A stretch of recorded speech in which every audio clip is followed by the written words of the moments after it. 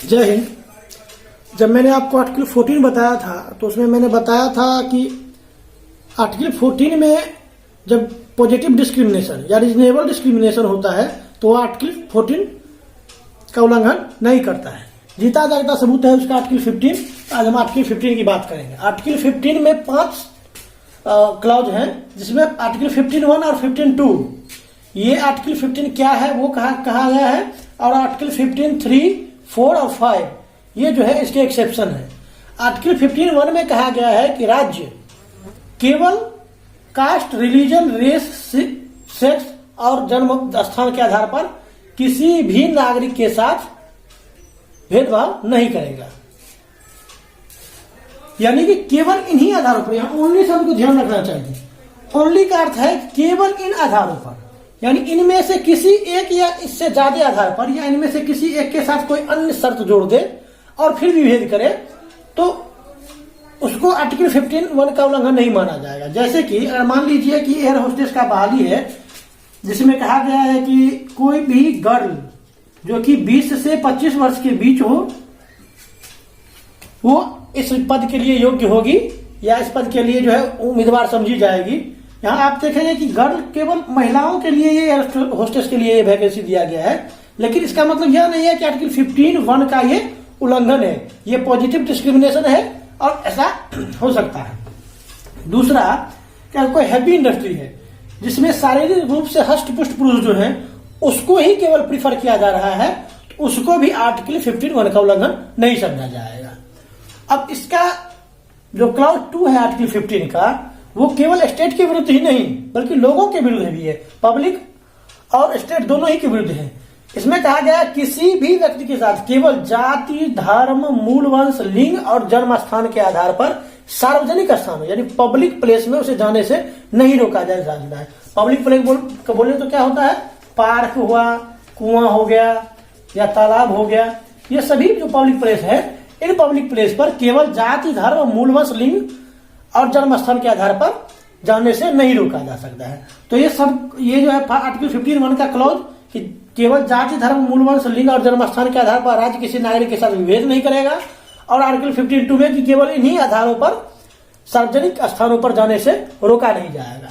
Article 15(3), 15(4) और 15(5) इसका जो है वो एक्सेप्शन है, उसको भी समझ लेते हैं।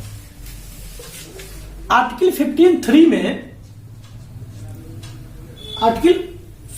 में कहा गया है कि राज्य महिला और बच्चों के लिए कुछ स्पेशल प्रोविजन कर सकता है।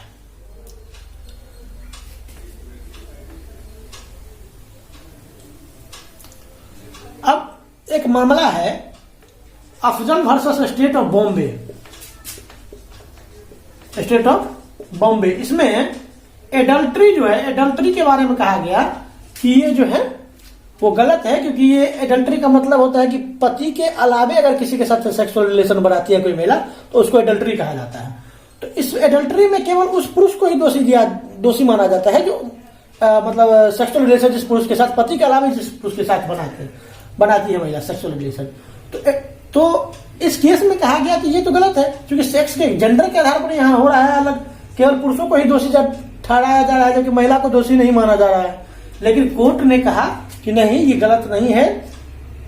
इसलिए गलत नहीं है क्योंकि महिलाओं की जो समाज में स्थिति है उसको देखते हुए इस प्रकार का इम्यूनिटी उसको देना जरूरी है, और ये जो है आर्टिकल 15(3) में फॉल करेगा। यानी आर्टिकल 15(3) के तहत जो स्पेशल प्रोविजन है उसके तहत हमें इसे मानना चाहिए। तो आर्टिकल 15(3) में कहा गया है कि स्टेट महिला और बच्चों के हित में कुछ स्पेशल प्रोविजन कर सकती है। आर्टिकल 15(4) फर्स्ट कॉन्स्टिट्यूशनल अमेंडमेंट से आया है, लेकिन पहले आया कैसे आर्टिकल 15(4) उसको समझ लेते हैं। स्टेट ऑफ मद्रास ने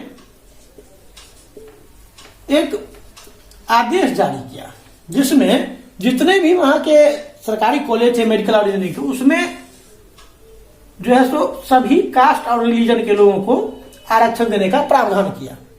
मामला जो है सो चंपक जी दोराई राजन के मामले में, चंपक जी दोराई राजन के केस में इसको चैलेंज किया गया versus state of Madras.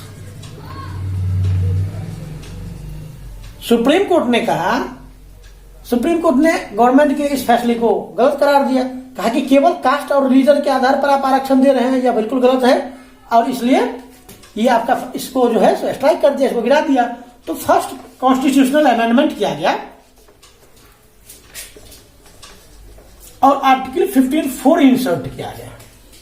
Article 15(4) में क्या कहा गया है कि स्टेट सोशली और इकोनॉमिकली बैकवर्ड क्लास SC और ST इसके हित में कोई विशेष प्रावधान कर सकती है और इसको केवल इस आधार पर नहीं कहा जाएगा कि ये जाति या धर्म के आधार पर ये विशेष प्रावधान किए गए हैं, तो इसको नहीं मानना चाहिए।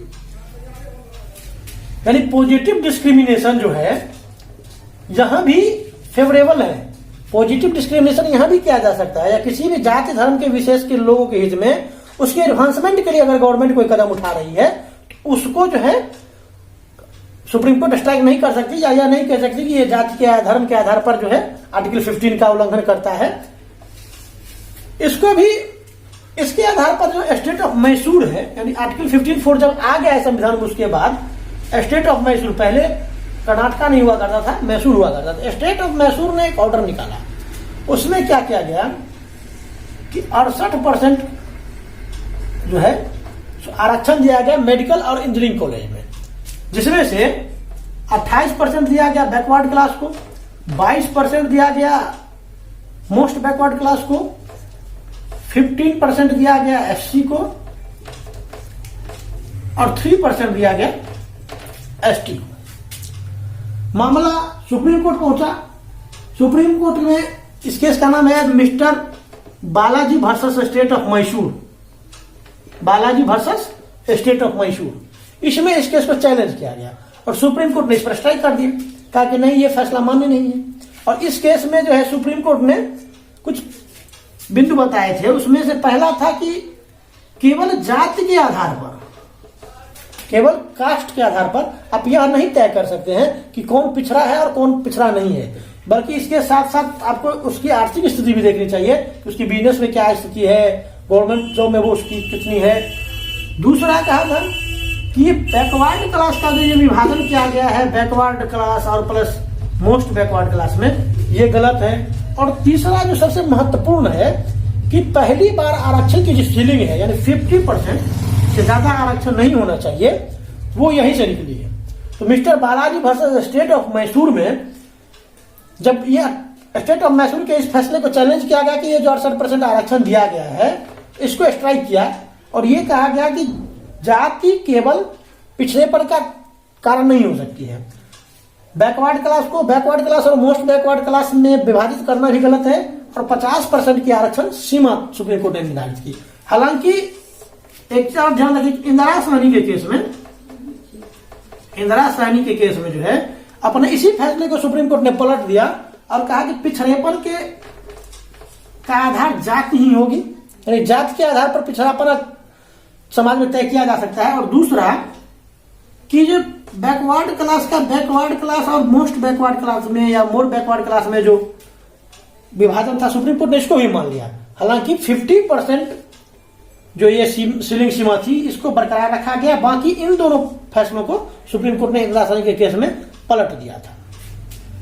तो ये आर्टिकल 15(4) था कि राज्य socially and educationally backward class और SC ST के हित में कोई विशेष प्रावधान कर सकते हैं और उसे आर्टिकल 15 का उल्लंघन नहीं माना जाएगा। यानी पॉजिटिव डिस्क्रिमिनेशन यहां भी अलाउ किया गया है। अब इसका अंतिम प्रावधान है आर्टिकल 15(5) का। जब आर्टिकल 15(4) इंसर्ट कर दिया गया तो PA इनामदार के केस में, PA इनामदार के केस में यह कहा गया कि ठीक है, आपने तो कहा कि स्टेट जो है सो विशेष प्रावधान कर सकते हैं, लेकिन जो प्राइवेट इंस्टीट्यूशन है वो तो फ्री है, उसको तो कोई दिक्कत नहीं है, वो तो जैसे चाहेंगे एडमिशन ले सकते हैं अपने मतलब स्कूल कॉलेज में। प्राइवेट इंस्टीट्यूशन के बारे में तो PA इनामदार के केस में इस बात को चैलेंज किया गया, प्राइवेट इंस्टीट्यूशन जो है वो स्वतंत्र हैं और वो जैसे चाहें एडमिशन ले सकते हैं। वो जो आर्टिकल 15(4) में स्पेशल प्रोविजन किए गए हैं सामाजिक और शैक्षणिक रूप से पिछड़े और SC/ST लोगों के लिए, उससे बंधे हुए नहीं है। तो उसके बाद सरकार ने 93वां संशोधन किया है, कॉन्स्टिट्यूशनल अमेंडमेंट, और 15(5) को है इंसर्ट किया। आर्टिकल 15(5) को इंसर्ट इसलिए किया गया और कहा गया इसमें कि स्टेट सोशली और इकोनॉमिकली बैकवर्ड क्लास SC+ST के लिए स्पेशल प्रोविजन कर सकती है ताकि प्राइवेट इंस्टीट्यूशन में भी उससे आरक्षण दिया जा सके या उसके लिए कुछ रिजर्व की जा सके। बाद में इसमें इकोनॉमिकली बैकवर्ड सेक्शन भी जोड़ा। तो स्टेट आर्टिकल 15(5) के तहत प्राइवेट सेक्टर में भी इन वर्गों के लिए स्पेशल प्रोविजन कर सकती है। अब ये तो 15(4) जैसा ही लग रहा है, यानी कि जो स्पेशल प्रोविजन 15(4) में दिया गया है वही तो स्पेशल प्रोविजन 15(5) में भी दिया गया है। बिल्कुल सही भी है, लेकिन 15(4) वो सभी सेक्टर के लिए है, जबकि 15(5) केवल एजुकेशन सेक्टर के लिए आया है। तो आर्टिकल 15 क्या है वो समझ गए। आर्टिकल 15 फेमस है अपने केस के लिए, क्योंकि इसकी केस की व्याख्या में संविधान के बहुत सारे पार्ट को खोला गया है, बहुत सारे तहों में सुप्रीम कोर्ट पहुंची है और बहुत सारे निर्णय, महत्वपूर्ण निर्णय दिए गए हैं। अभी अब मैंने चंपक जी दोहराई राजन के मामले बताए, फिर इंदिरा साहनी का केस इसी यहीं से जन्म लिया है। तो ये बहुत फेमस केस है, कॉन्स्टिट्यूशनल अमेंडमेंट होते रहे हैं उसके आधार पर। तो आई होप कि आर्टिकल 15 आप समझ गए होंगे। अगर आर्टिकल 15 समझ गए हैं, हमारा वीडियो कैसा लगा इसको कमेंट सेक्शन में बताइए, और वीडियो पसंद आए तो हमारे चैनल को शेयर और सब्सक्राइब जरूर कीजिए। आपके सब्सक्राइब करने से हमारा मोटिवेशन होगा और हम इस प्रकार के और वीडियो को अपलोड करते रहें।